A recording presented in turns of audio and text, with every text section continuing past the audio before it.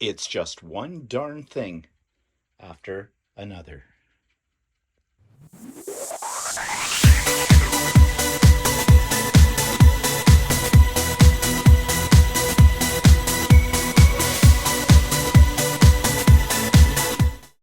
Good morning, everybody. It's Stephen here for Bland Designs and the Idiot Quilter, and welcome to my weekly vlog for August the 28th, 2023, vlog number 327. And I hope everybody had a good weekend. Guess we're kind of winding down summer, right? We're into the last week of August, actually the last few days of August, and about to hit September. And although technically the fall does not begin on the calendar until the 21st of September, once kids are back in school, and I know in some areas kids are already back into school, it is now kind of the unofficial start of fall. So enjoy the last few days of this, although I know a lot of people across North America are suffering from the heat and the forest fires and the smoke from those and everything like that. So maybe seeing an end to the hot weather and into the cooler weather is sort of a godsend, I guess. We're very fortunate where I live. None of this has really had any kind of major effect on us in southern Ontario. We have had the effect of smoke from, fires in northern Ontario and across Canada, but not the severity of the heat and everything that went along with that, as other parts have had. So let's hope this is a one-off.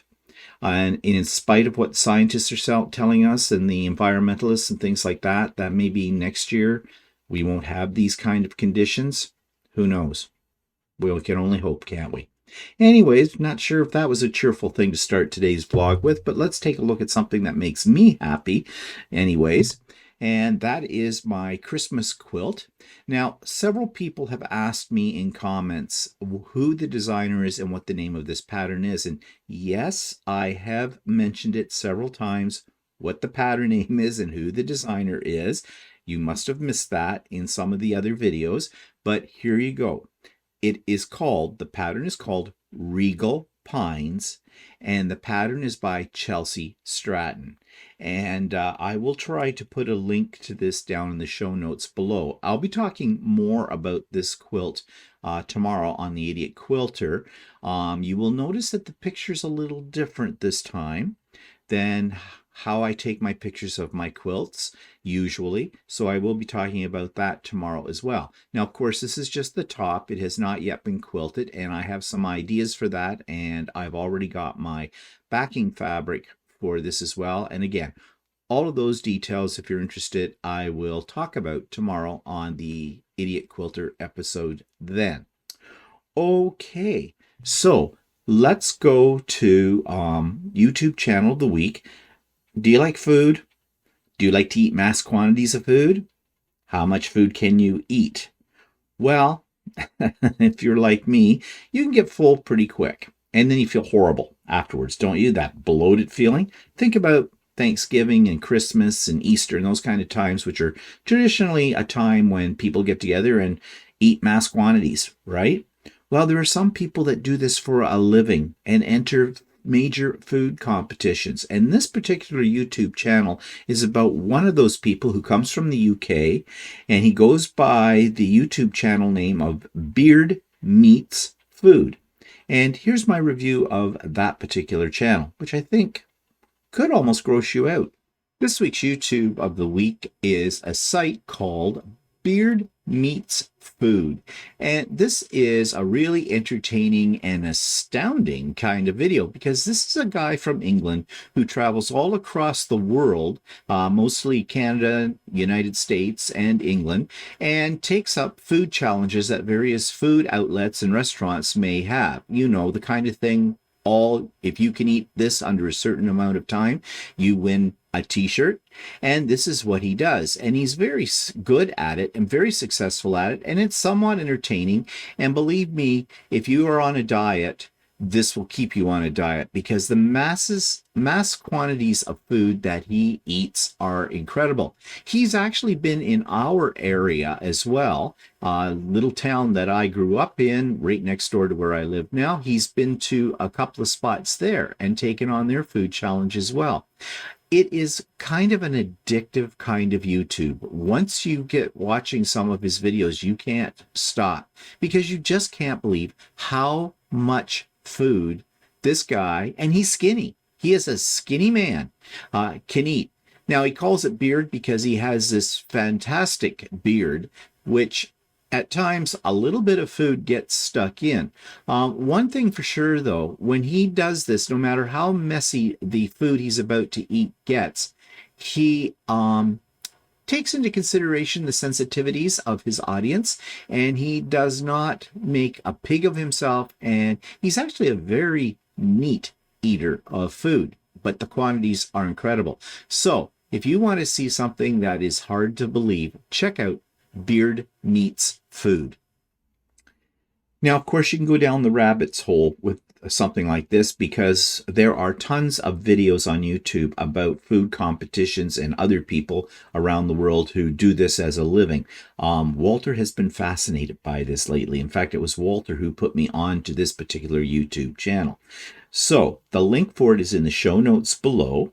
And you'll also find a link for Wednesday's Sewing with Stephanie and Stephen, our usual kind of thing at 9 a.m. Eastern Time. All are welcome to join for as long as you wish to be there. Come and go as you please. If you can't make it at 9, but you can make it at 11 or 10:30, whatever suits your schedule, feel free to drop in.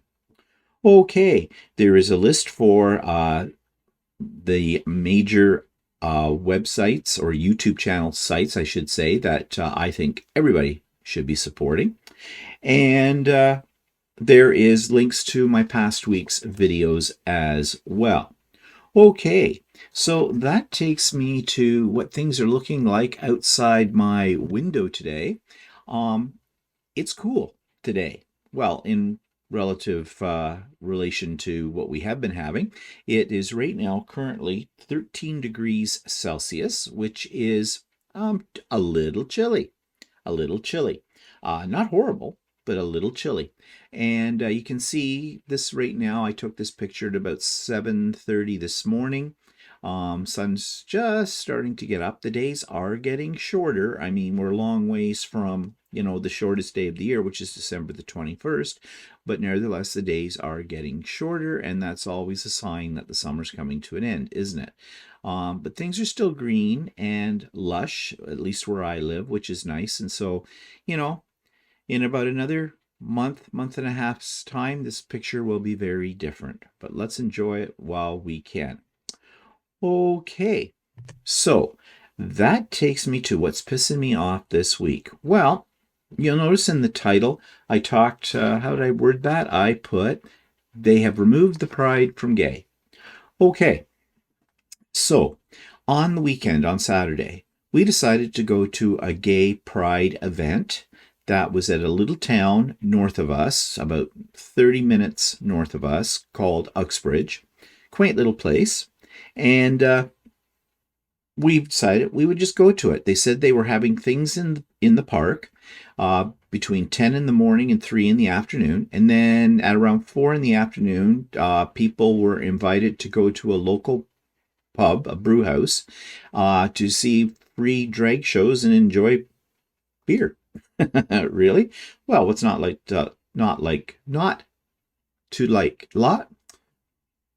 what's not to like about that kind of thing?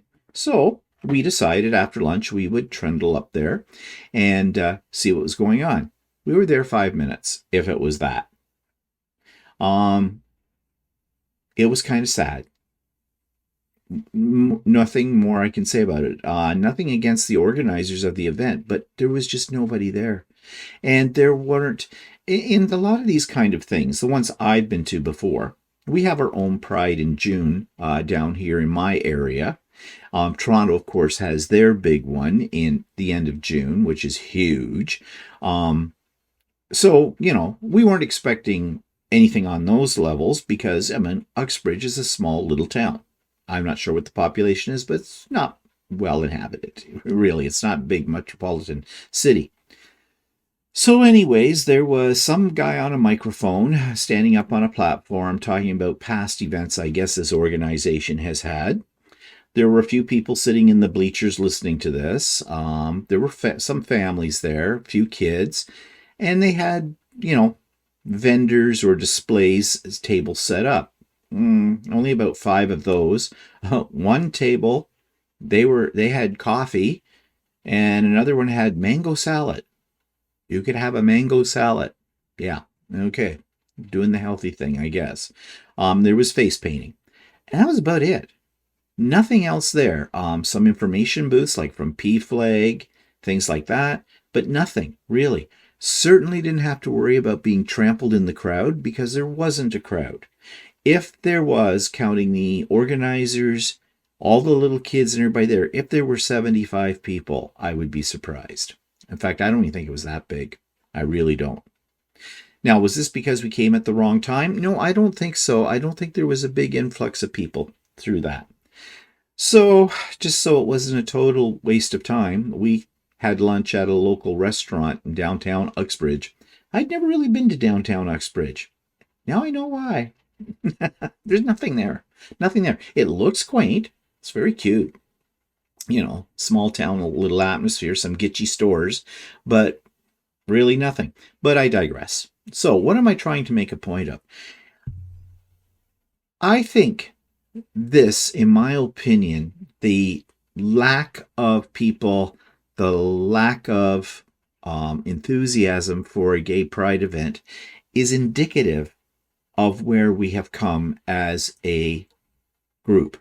Now, you see things on TV all the time showing, LGBT community members protesting this, that, and the other thing. There is still prejudice out there against people who belong, like myself, to the LGBTQ community and all that kind of stuff.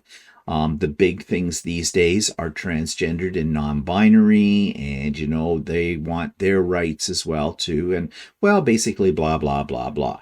Okay?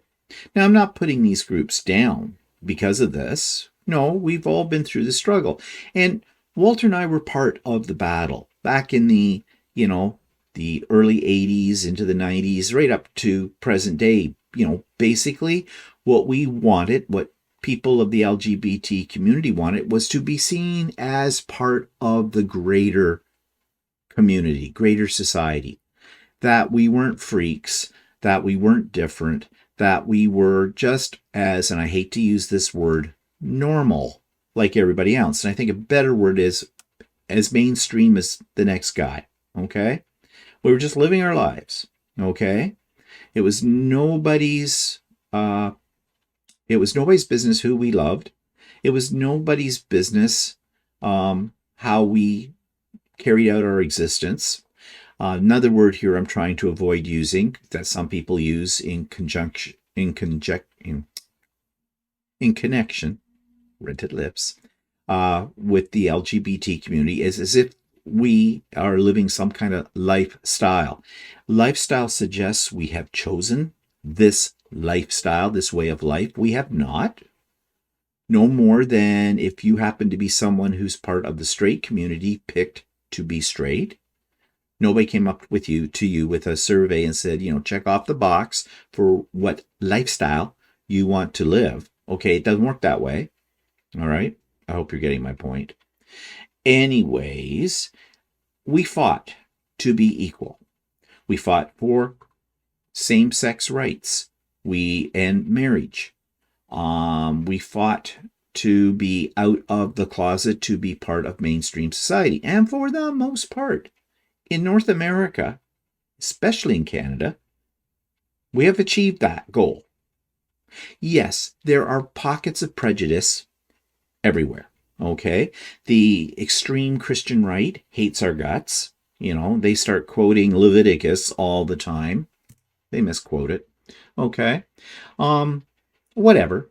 There are politicians who think they're going to earn brownie points if they side with those kind of extremists as well. There's still that going on. But I don't think that will ever change either because, well, if it would change, if it was that easy to change it, then we would have a world free from discrimination in all lifestyles of life. There wouldn't be racism. There wouldn't be, women would be seen as equal to men's in all aspects of life. There wouldn't be anybody hating on those people who are physically or mentally challenged. All of those things. Okay? And we know that we may have come a long way in all those areas as well, but we have not wiped that out completely. And I don't think, as long as there are human beings on the face of this planet, we ever will. Doesn't make it right, but I just don't think we are, because that's the nature of the beasts that we tend to be. But back to the gay community and gay pride. So we fought for all of this. We want it to be mainstream. And now look at us. We're not happy with that. And when I say we, I don't mean myself. I'm happy with it. I have nothing to hide. I am proud to be who I am. It took many years and lots of battles to get to that stage in my life, and I only wish I could have been at that stage of my life when I was in high school. But it was different times. So I think a lot of people might be starting to feel that way too. Thus, the low attendance at something like this little Pride Day. Yes, it was a small community that definitely affected it. And there are lots and lots of people come out for the gay pride in Toronto, like well over, what was it this year? Well over 1.2 million, or I think I heard even an estimate as high as 2 million people. But out of those 2 million people that were there, what percentage were actually identified with some aspect of the LGBTQ community? You'll notice I leave a few initials off that, mainly because I get my tongue twisted up with it. We need a new name.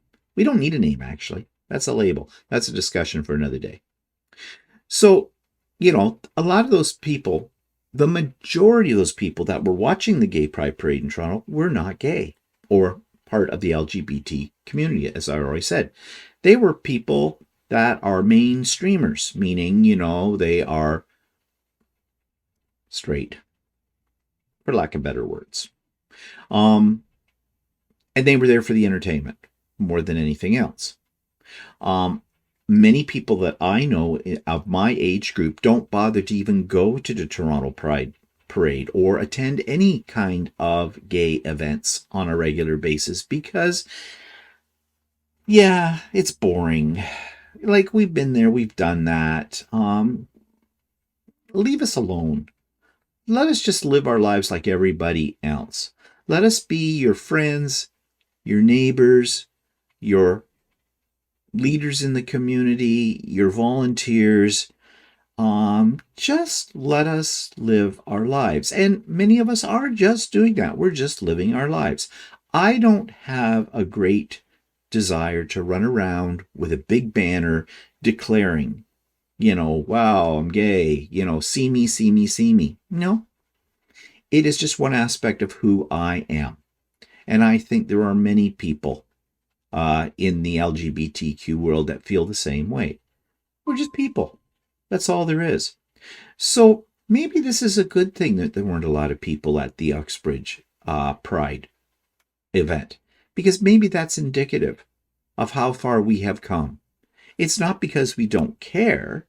It's just that we have got what we started out to get. Now, that won't please everybody in the LGBT community. It won't. They still will feel that there's something that they've got to fight for, and that is fine. If it makes you happy, you go right ahead and do that. For me, I am happy. I'm here. I'm queer. Get over it. Yeah, simple as that. Okay, so that takes me to new products. Well, I got several little things that I want to show you. Okay, I made a Temu purchase in the past week, and I am loving this.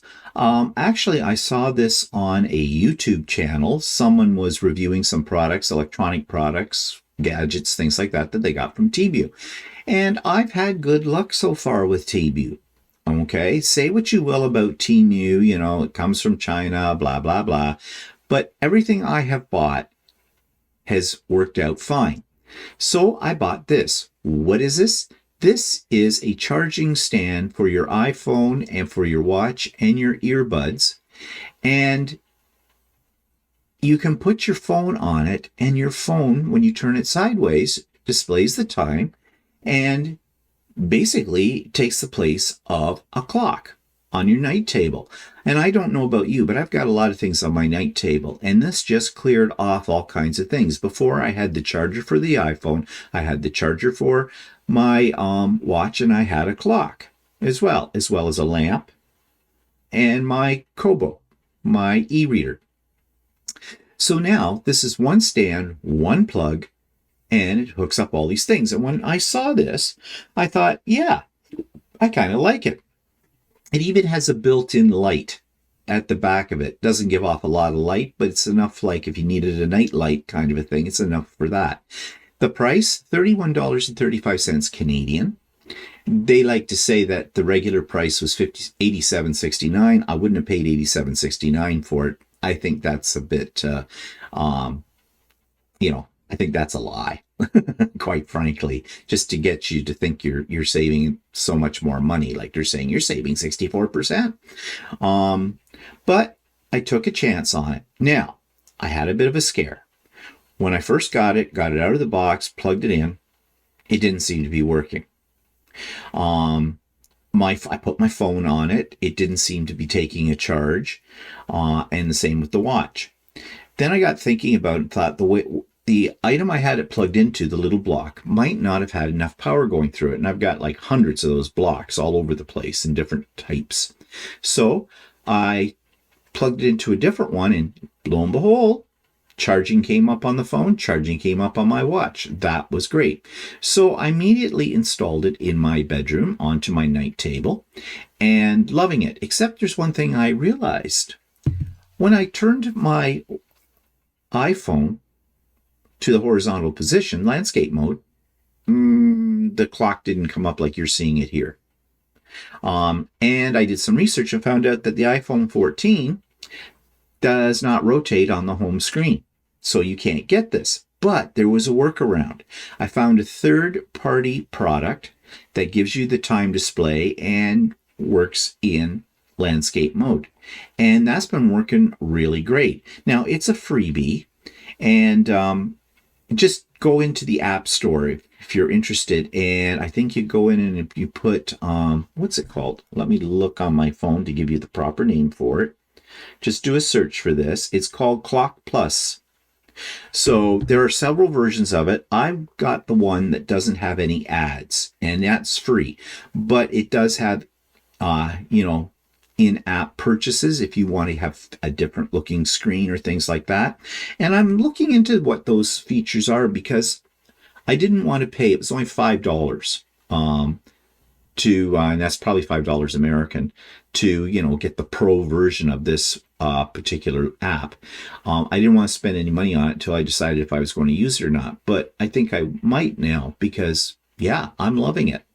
And it charges everything fine, no problem. And I only have one plug to plug in. Now, one thing it doesn't seem to be doing, it doesn't seem to want to charge my buds, my iPhone, what do you call them? iBuds, iPlugs, iPods, whatever they are.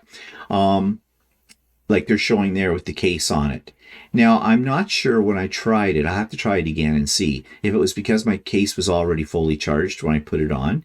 But there's a little light on that case, and it comes on when you put it on a pad. I have a pad that I have it sitting on all the time next to my desk where I am right now, and the light comes on whether it's fully charged or not, I think. Well, actually, I'm just looking at it right now. No, light doesn't. That might be the problem. So it may work okay. But that's all right because I don't usually have my plugs upstairs anyways in my bedroom. So anyways, I'm impressed with it. $31.35, not a bad price. Gets rid of a lot of other things hanging all over my bedside table. So yeah, I was very happy. Another Temu Plus. The other thing that I purchased, and you've already saw it, sort of. When I showed you the quilt was upright. It wasn't a picture of the quilt laying on the floor. That's usually how I have to take them. I bought this stand. Now, this wasn't easy to find. but I did find it on Amazon, finally. It's because I didn't know what you called it. And what they call it is a backdrop stand. It's meant to hold like a backdrop for, if you want to take pictures with an all-white background, or if you want to use it as a green screen or something like that. I wanted it to hang my quilts for taking pictures of them. But I was also worried about how much weight something like this could handle. And it said that it handles up to 11 pounds, because I was afraid that the middle bar would bend with the weight. Now, my quilts don't weigh 11 pounds, but they are heavy. But I've tried it out, and yes, it does bend slightly, but not enough to cause me any grief. You can see the price was $65.99. There are other ones you can get. There's some that are a little less expensive. If you look down here, other ones that are a little less expensive, like that's $65.99. That's the one I bought. But if we go to this one, it's $58.99, but it's smaller. I got the one that extended to a full 8.5 feet tall and 10 feet wide. If you get something that's a little less big, it does cost a little less money for it. But so far, I'm very happy with it. Now, is it well constructed? Well, it's okay. It's aluminum.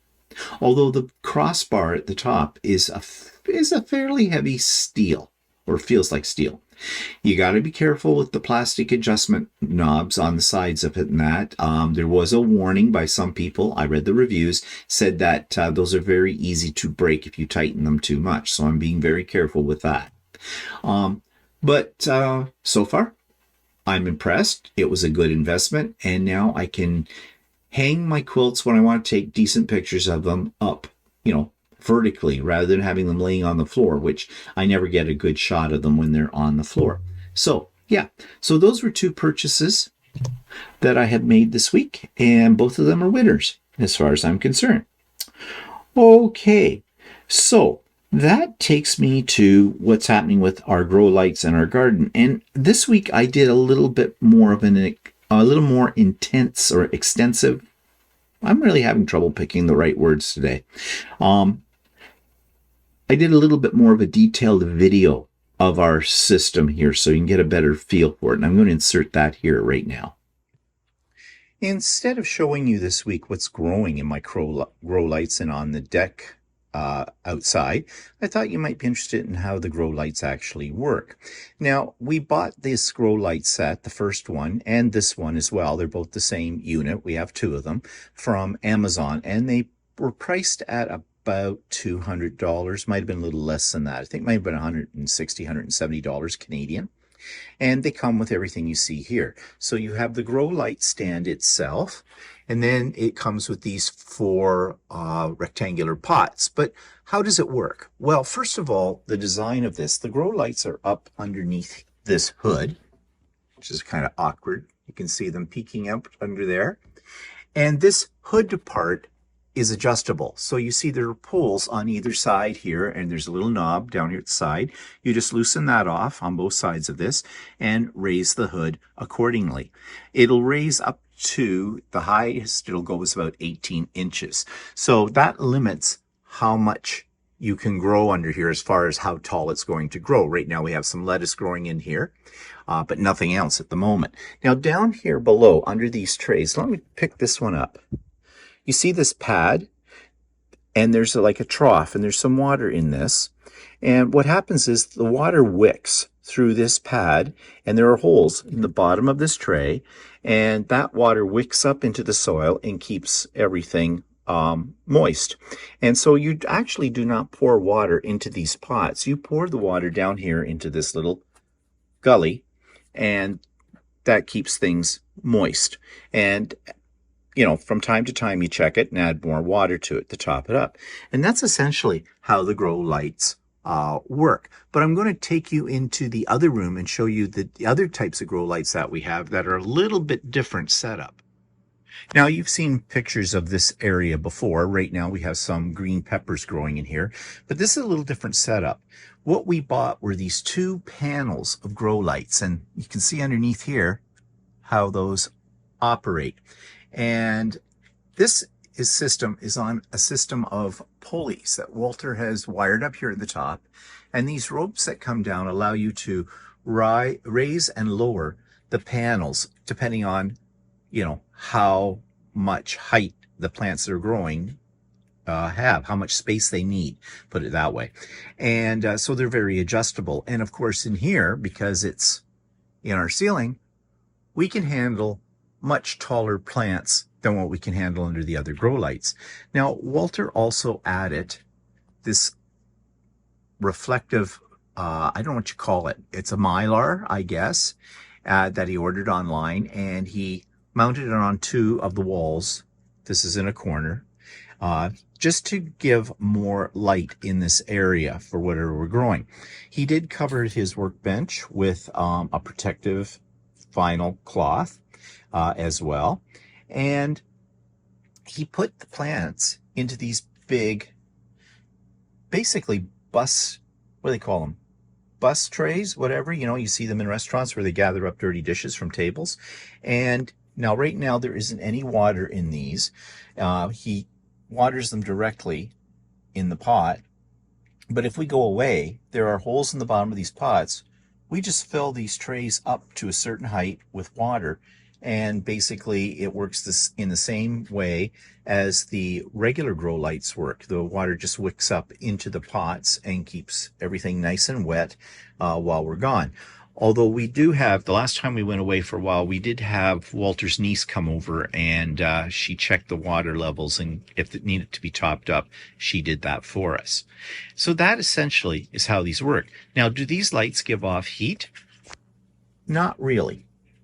There's a little bit of heat coming off them, but you can see I'm touching them. And actually, there's a fair amount of heat. I'm surprised because they're LEDs from those. But the heat isn't that important. That maybe contributes a little bit to the growth of the plants, but not majorly. The benefit of these kind of grow lights, as I said, is the ability to be able to adjust their height. And that's a good thing. You can also adjust the brightness of these as well.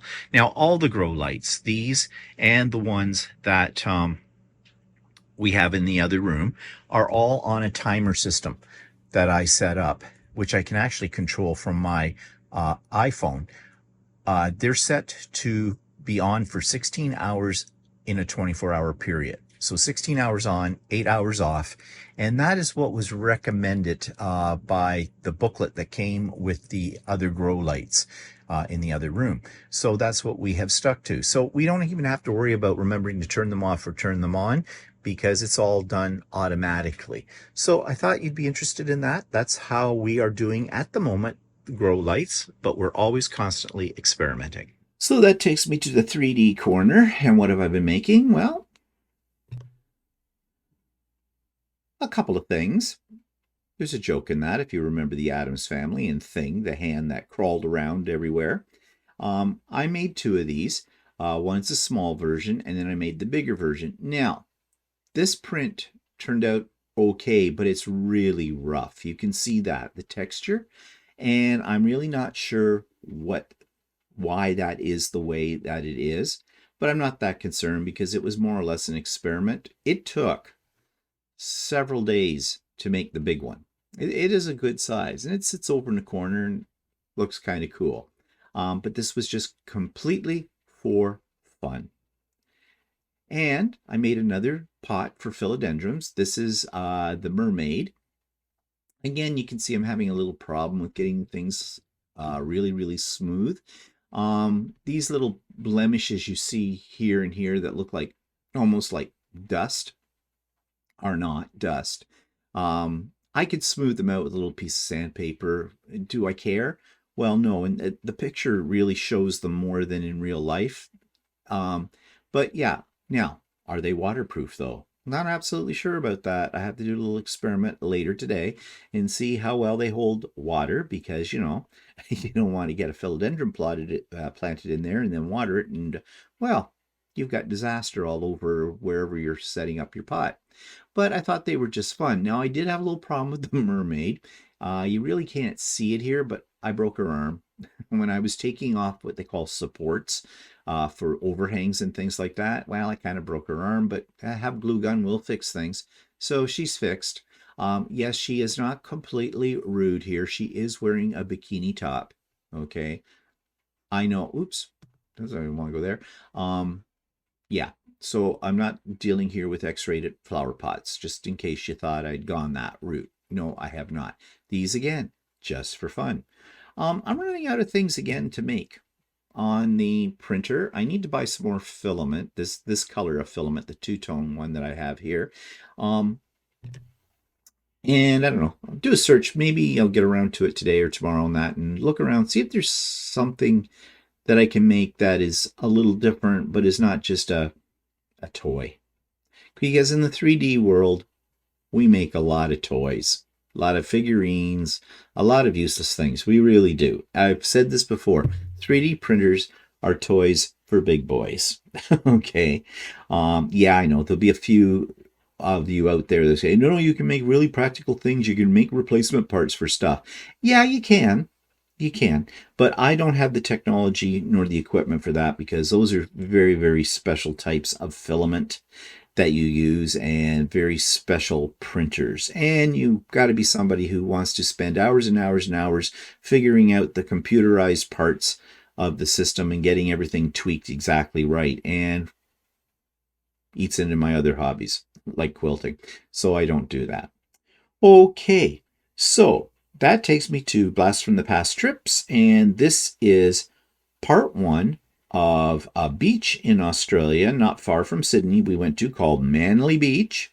Very popular beach, and well, here's the video for that.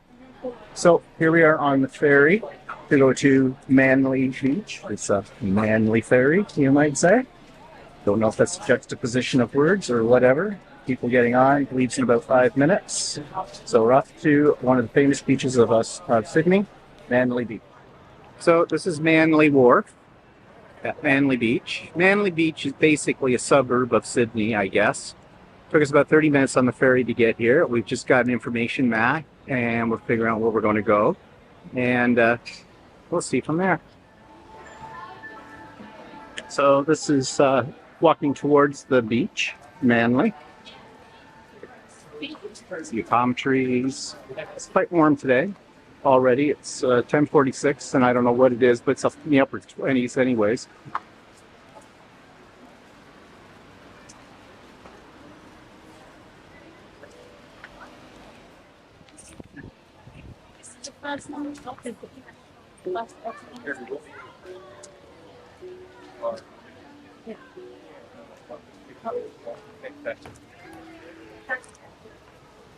And they're all great.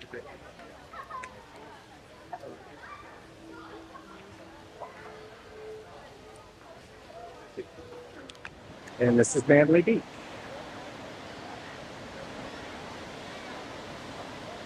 So it's up to.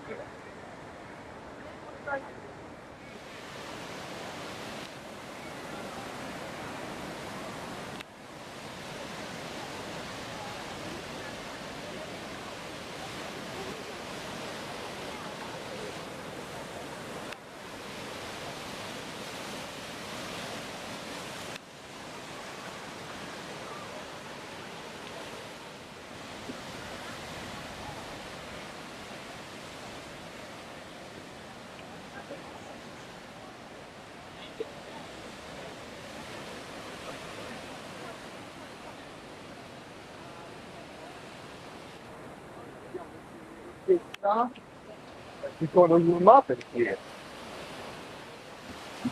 Okay, so this is Chelsi Beach. You can see scuba divers and snorkelers. Looks very popular.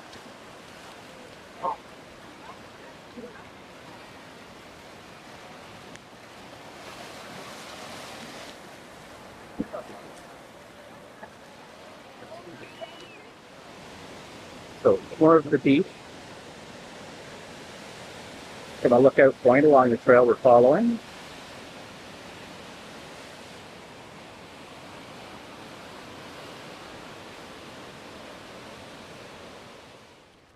So the trail is now taking us through some bushy pieces here. What's that? There's something there. It looks like a lizard. Oh, here, lizard, lizard, lizard, lizard. Yeah, there's the lizard. Yeah, it probably eats people.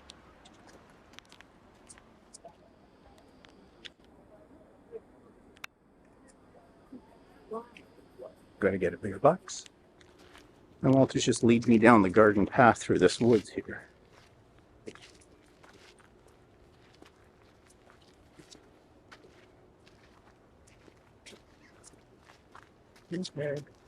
Now, go that way, it looks more worn.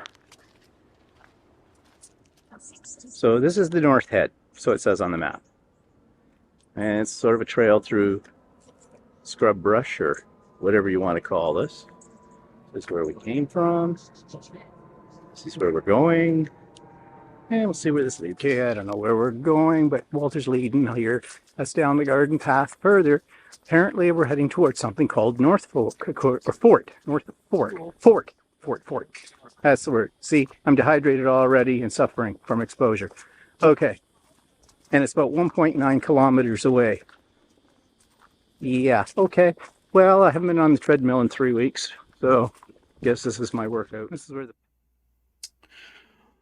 Okay, so events in the past week. Well, they came to replace our window. Finally. We are not happy. The window is not replaced. What happened, you may ask? What didn't? So these two guys show up to replace the window, right? First thing comes out of their mouth. Do you happen to have a ladder? You are the men coming to replace a window. You would think you have your own ladder. Luckily, we have a wide selection of ladders, or Walter does. So Walter got them a ladder. Right at that moment, I was not impressed. I was also not impressed with the fact that when I asked questions that I could barely understand them because the accent was very heavy. Okay, I don't want to sound racist, so I'm being very careful here, but you know what I'm talking about, right? So they get up on their ladder and they bring in the template that apparently they had made before when they ordered the window for the measurements. Get that put up there, and they're fooling around and fooling around and fooling around. Finally, they say to us, yeah, the window that they have in the back of their truck that they had ordered, that had been manufactured, it is a custom window, is not the right size. It's too big. Right. Okay. It was taking me all my time not to have my head open up and steam come out of it and run upstairs and grab a butcher knife and cut their throats. So, I was expecting the worst and I got the worst. Okay? Yeah, so I wasn't disappointed on that line. So I said to the guys, okay, so that means it has to be reordered, right? Yeah, it does.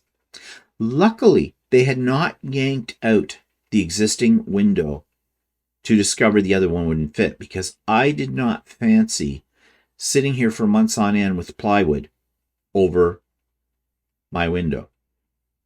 Okay, and plus plywood is not a good insulator. Winter's coming. So I said, yeah, we'll call it in and they'll order another one. And I'm thinking, look how long it took to get this one. So I said to these guys, and it wasn't really these guys' fault, right? Don't kill the messenger. But I sat there and I said to them, well, let us review, shall we, what's been going on. And I went through the hell that we have been going through for this replacement window with this company and the whole bit. And meanwhile, one guy, the one with the really heavy accent that I couldn't understand, is smiling. all the way through this, kind of like a Cheshire cat. And I'm smiling too. And I said to him, you're smiling, I said, when I tell you this story of woe. And I'm smiling too. But I said, this is a smile. I said, is more of a grimace. It's not a happy smile. Well, they called it in. And of course, Walter got on the phone as well and called the company. Actually got a person this time. Usually it's takes you to an automated system and then hangs up on you. Yeah. Okay, this just compounds everything else I've been telling you about in terms of the negative vibe that I get from this company. And they said, oh, they were so sorry about that. Yes, they'd ordered it immediately. It would be in and they'd be installing it this week. Now, this week. Next week. That is not going to happen in 1,000 years. If that happens and everything goes fine with that this week, you'll be able to knock me over with a feather. So after they tootled away, we called up Aurora Windows, which is the company we're dealing with, local company here in our city, and talked to Sophie. Sophie's the person we've been going through. She's one of the owners of the company. It's a family-owned business. She's the daughter. And she went, oh my God, you are joking. I went, yeah, we're joking. Ha ha. No, we're not. She says, I will call them immediately. Well, she said, as soon as possible, I'll get this worked out and whatnot. And we told her about them saying that the window was going to be ready this week. Okay, that was Thursday. We don't know what Sophie's been doing. So we'll probably wait till about Wednesday. We probably won't hear anything from the company. I said to Walter, you should phone them up every day this week. I said, where's my window? Where's my window? Where's my window? And Sophie as well. Bombard her with emails and the whole bit. But here's the bottom line of all of this. If it took 6 months to get this new window finally and it's the wrong size, is it going to take another 6 months? Well, in 6 months' time, we'll be in the middle of winter. They will not install the window, rightly so, during the winter. It's too cold. So it could be this time next year. And who knows what's going to happen in the meantime. Okay, let's say they get this window in before the fall comes and the cold weather. What I'm worried about is then one morning in December, we wake up, we look out that window, and it's all fogged over because the seal has not been sealed properly. See, what they do is they suck its layers. There's stained glass in between two other layers of glass in there. And what they do is they suck all the air out of that cavity and fill it with argon gas. And that keeps your window from having condensation between the layers. And of course, obviously, that seal was not proper on the original one they put in. It's also why we got a new window up there in the first place, because our old windows, the seal had gone. It happens over many, many years of time. Okay? And that can lead to all kinds of other problems, starts to get into the woodwork and things like that, starts to rot the wood, and yeah. So anyways, right now, I think we're beyond the disappointed stage, even the angry stage. It's almost a comedy of errors. Not a good comedy, not a ha-ha comedy. So I don't know. We'll see. I guess what's going to have to happen, and I don't want to go this route, I'm going to have to threaten lawyers. And that's going to cost me to do that. But it's almost getting to the point now where I don't care. I'll pay anything to have it's not really revenge. But, what can you do? That's the worst part of the whole thing. No control. Nothing. We paid good money for it, and we're being screwed. Okay, so keep you informed on the continuing saga of the window.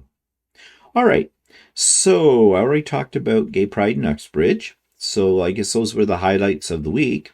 And what's coming up? Well, going out for dinner. Not that in itself is that exciting, but Walter's sewing group, the people he takes classes with, or did, they've decided they want to go out for dinner on Wednesday night.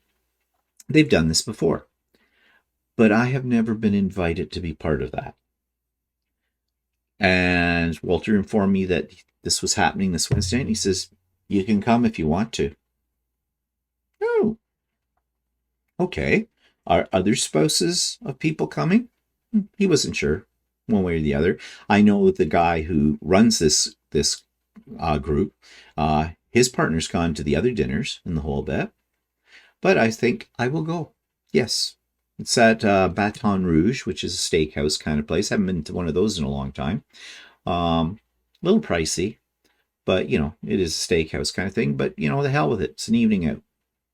We'll go for it. So that I am looking forward to. Anything else coming up? Nope, it's the Labor Day weekend, next weekend. The kids are back to school. Not that I care.